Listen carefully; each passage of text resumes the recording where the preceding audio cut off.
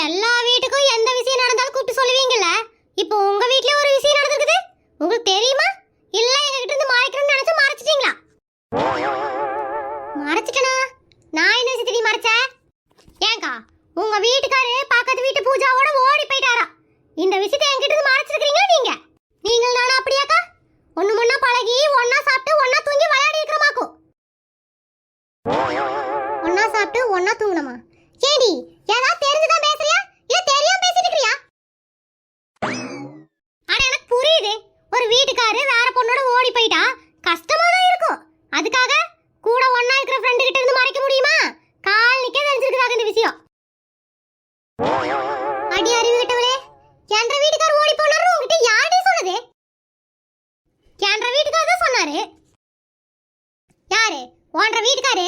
என் வீட்டுக்கார ஊர் விட்டு ஓடினாலே அதுக்கு முழு காரணம் உன்ற வீட்டுக்கார தான். ஏண்டி பக்கத்து வீட்டு நாயை கூட்டிட்டு ஜாக்கிங் போயிருக்காருடி. அதான் உன்ற வீட்டுக்கார உனக்கு புரியுற மாதிரி தமிழ்ல சொல்லிருப்பாரு. அறிவு கட்டவங்கிறது கரெக்டா தான இருக்குது. யாரு? உன்ற வீட்டுக்காரு. என் வீட்டுக்கார ஊர் விட்டு ஓடினாலே அதுக்கு முழு காரணம் உன்ற வீட்டுக்கார தான். ஏண்டி பக்கத்து வீட்டு நாயை கூட்டிட்டு ஜாக்கிங் போயிருக்காருடி. அதான் உன்ற வீட்டுக்கார உனக்கு புரியுற மாதிரி தமிழ்ல சொல்லிருப்பாரு. அறிவு கட்டவங்கிறது கரெக்டா தான இருக்குது. சேக்கா ஓடுறது ஜாக்கிங்னு சொல்லுவாங்களா? ஐயோ நான் பூஜானோட பக்கத்து தெருவுல ஒரு பூஜா இருந்துச்சுல அந்த பொம்பளை கூட்டிட்டு ஓடி போயிட்டாரான்னு நினைச்சேக்கா.